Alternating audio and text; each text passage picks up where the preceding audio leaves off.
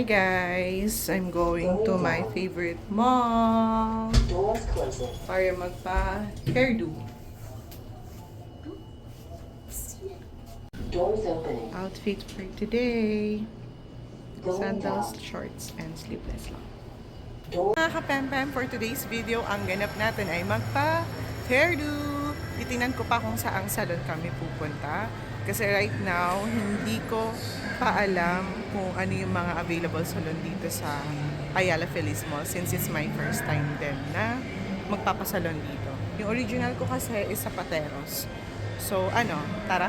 Okay, ngayon hinahanap namin yung Astra Urban Salon.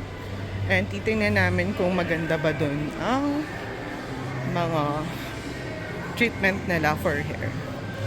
Guys, found it! Alright, let's see. Let's check. Ito yung mga available services nila dito sa Astra. Here. Ito yung mga hair treatment.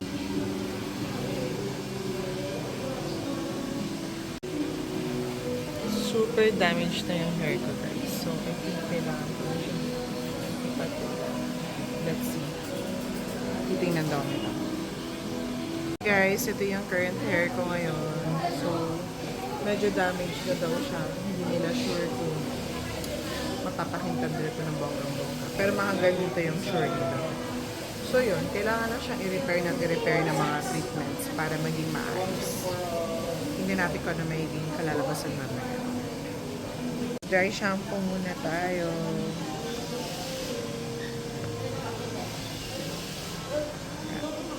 Manlaw naman. Shampoo and keratin. Start the haircut. Tabangan.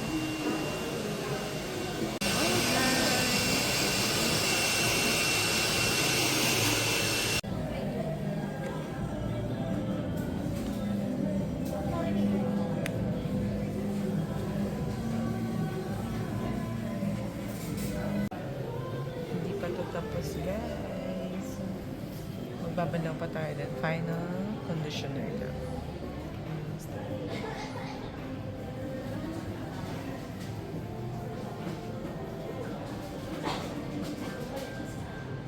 Second balaw.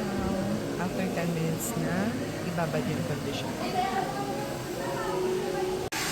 Another blower.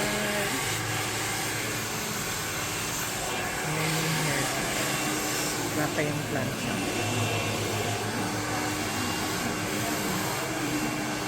Hi guys, ito na ang aking hair result.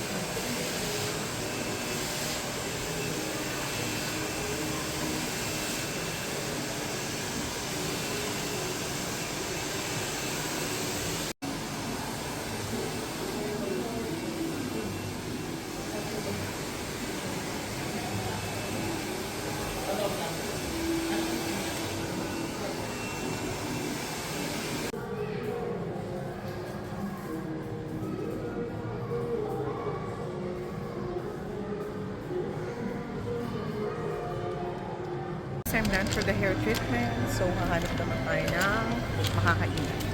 Dito kami kakain, guys, kasi nagutom kami. Elementary bread from Mama's.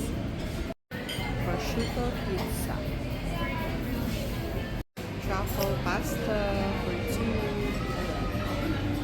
Chips and spinach.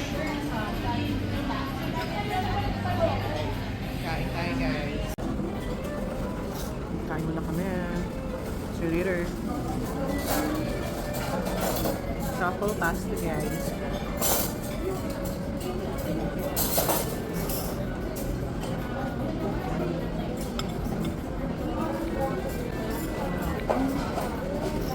Sakto lang, parang typical lang sa cream pasta. Kaya ka masyadong natikman na truffle flavor.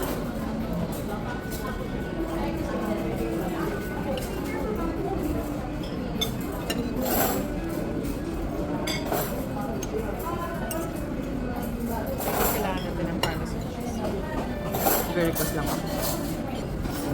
Yun guys. Ako lang ba yung kumakain ng pasta na hindi pwede mo lang carbs. Kasi addict talaga ako sa cheese. Let's see, baka maka-add siya sa cheese.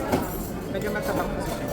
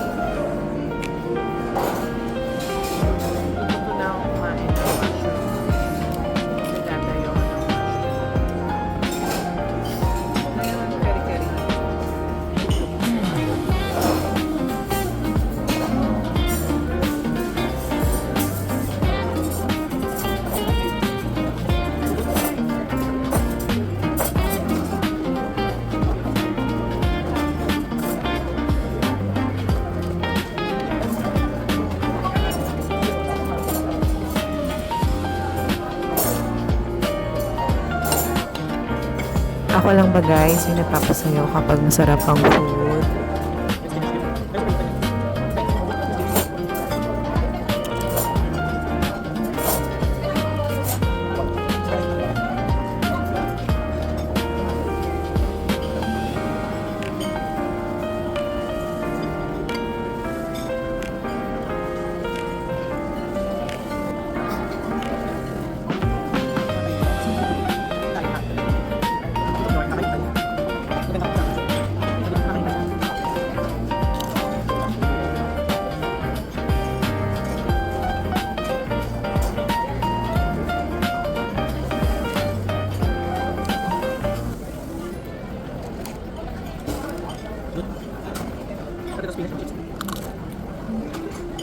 Kami lang ba guys, sa pag kumakain, nililigpit namin yung mga pinagkainan namin para hindi na masyadong mahirapan yung mga waiters.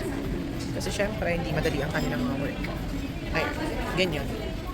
Sana ugaliin lahat yan ng mga Pinoy, no? Anyways. Hi guys, we're done for today's ganap. Thanks for coming with me. See you next vlog. Bye mga kapempem.